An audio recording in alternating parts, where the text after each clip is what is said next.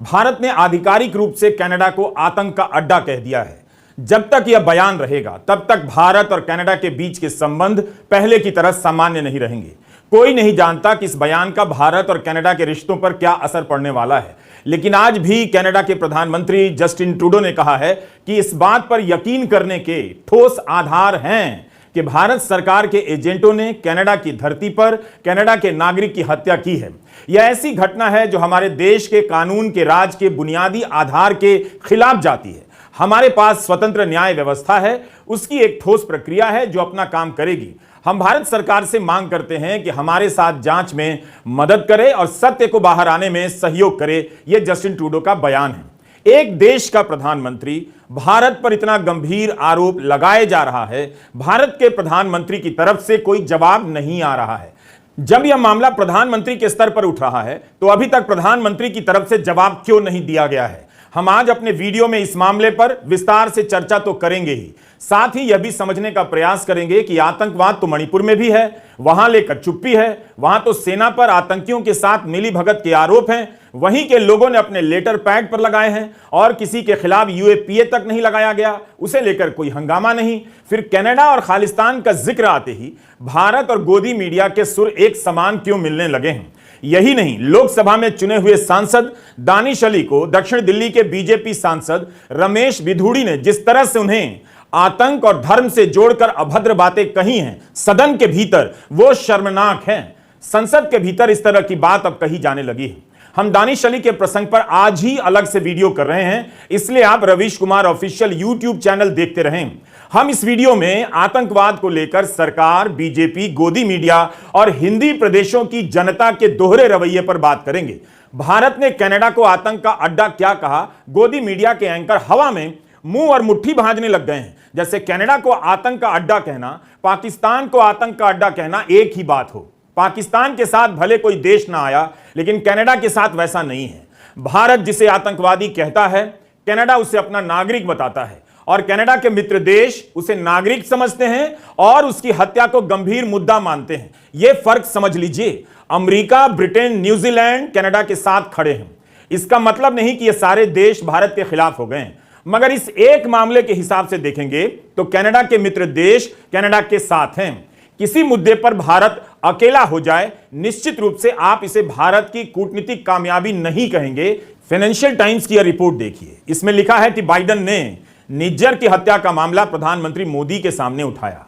हत्या कनाडा में हुई है, कनाडा के नागरिक की हुई है और मुद्दा उठा रहे हैं अमेरिका के राष्ट्रपति जो बाइडेन, और वो भी प्रधानमंत्री नरेंद्र मोदी के सामने।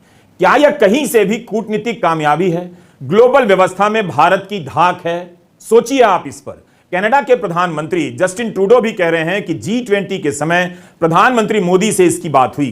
क्या यह गंभीर मामला नहीं है? भारत की कूटनीतिक नाकामी नहीं है कि कनाडा की घटना को लेकर अमेरिका भारत से शिकायत कर रहा है, वह भी तब जब सम्मेलन किसी और बात को लेकर हो रहा है। G20 के बैनर तले नेता जमा हो। यही नहीं, ब्रिटेन, कनाडा, ऑस्ट्रेलिया और न्यूजीलैंड ने भी हरदीप सिंह निज्जर की हत्या का मामला भारत के सामने रख दिया। फाइनेंशियल टाइम्स ने यह भी लिखा है कि व्हाइट हाउस ने इसकी पुष्टि नहीं की है।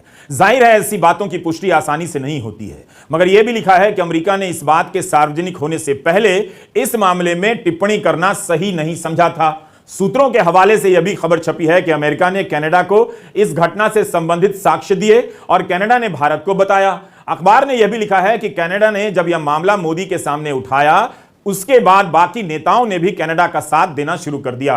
तो केवल इस घटना के हिसाब से देखिए तो भारत यहां कूटनीतिक मामले में अलग थलग पड़ता दिख रहा है। इस बात को तमाम विश्लेषणों में छिपाया जा रहा है। बात अच्छी नहीं है। भारत की बुराई हो, किसे अच्छा लगेगा? यह खुश होने वाली बात नहीं है, मगर तथ्यों को पीछे धकेलकर आप पर्दे से केवल अपना घर नहीं सजा सकते हैं, क्योंकि इस मामले में कनाडा ही नहीं, अमेरिका के अधिकारी भी उच्च स्तर पर भारतीय अधिकारियों के संपर्क में हैं। और ये बातें सूत्रों ने नहीं कही हैं, बल्कि अमेरिका के राष्ट्रीय सुरक्षा सलाहकार ने ऑन रिकॉर्ड कही है कि अमेरिका, कनाडा और भारत की सरकारों से बातचीत कर रहा है। जैक सलिवन अमेरिका के राष्ट्रीय सुरक्षा सलाहकार हैं। उन्होंने प्रेस वार्ता में यह बात कही है कि अमेरिका भारत को अलग से कोई रियायत नहीं दे रहा है। शब्द सुनिए, अंग्रेजी में इसके लिए स्पेशल एग्जेम्पशन का इस्तेमाल हुआ है। कोई रियायत नहीं दे रहा है भारत को। क्या यह कोई साधारण बात है? तो क्या जिस तरह से कनाडा को ललकारा गया सरकार और गोदी मीडिया की तरफ से, उसी तरह से अमेरिका को भी ललकारा जा सकेगा? एक ही मुद्दे पर कनाडा और अमेरिका एक साथ नजर आ रहे हैं, लेकिन भारत केवल कनाडा को जवाब दे रहा है, बाकी देशों को नहीं। विदेश मंत्रालय के प्रवक्ता अरिंदम बागची या विदेश मंत्री एस जयशंकर ने इस पहलू पर एक लाइन नहीं कहा कि दूसरे देश इसमें क्यों कूद रहे हैं। यह भारत और कनाडा के बीच का मामला है, न्यूजीलैंड और ऑस्ट्रेलिया का नहीं। इस हस्तक्षेप के सवाल पर भारत भले चुप रह गया, मगर इस पर अमेरिका ने बोल दिया है। इससे बड़ी कूटनीतिक नाकामी क्या हो सकती है? जिसके मामले में हस्तक्षेप किया जा रहा है वह चुप है, भारत चुप है। जो हस्तक्षेप कर रहा है यानी कनाडा, वो अपनी दखलंदाजी को सही ठहरा रहा है। अमेरिका के राष्ट्रीय सुरक्षा सलाहकार जेक सलिवन से जब पूछा गया कि अमेरिका के हस्तक्षेप से क्या इस मामले में अड़चनें पैदा हो सकती हैं, तो उन्होंने कहा कि जो भी देश प्रभावित हो, अमेरिका अपने उसूलों के लिए खड़ा होगा। कमाल है, अमेरिका कनाडा जैसे मित्रों के साथ कानूनी और राजनयिक उपायों को लेकर गहनता से विमर्श करेगा, यह उनका बयान है। अब सवाल है कि गोदी मीडिया की ललकार में कनाडा के साथ कनाडा के दोस्तों का नाम आएगा या नहीं आएगा? It is a matter of concern for us. It is something we take seriously. It is something we will keep working on, and we will do that regardless of the country. There's not some special exemption you get for actions like this. Regardless of the country, we will stand up and defend our basic principles, and we will also consult closely with allies like Canada as they pursue their law enforcement and diplomatic process. Jake Sullivan साफ-साफ कह रहे हैं कि इस मुद्दे पर America Canada के साथ है। उन्हें ऐसी रिपोर्ट से ऐतराज है जिसमें कहा गया है कि अमेरिका और कनाडा की राय अलग है। आपने देखा होगा कि तुरंत ही भारत के जानकार बताने लग गए कि बाकी मित्र देशों ने भारत के खिलाफ कुछ नहीं कहा है, संयम बरता है। लेकिन आप बताइए कि यहां अमेरिका तो कनाडा से भी ज्यादा कह रहा है, कनाडा के साथ और कनाडा के लिए कह रहा है।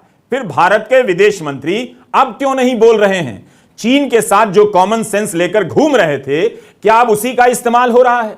आपको फिर से बता दूं कि जयशंकर का बयान है ऑन रिकॉर्ड कि चीन बड़ी अर्थव्यवस्था है, मुझे क्या करना चाहिए? एक छोटी अर्थव्यवस्था के रूप में क्या मैं बड़ी अर्थव्यवस्था से युद्ध मोल ले लूं? यह प्रतिक्रिया या जवाब का सवाल नहीं है, यह तो कॉमन सेंस का सवाल है। जयशंकर का यह बयान है, उनके ही बोल हैं। तो अब अमेरिका के साफ साफ बोलने और भारत को घेरने पर विदेश मंत्री कॉमन सेंस का इस्तेमाल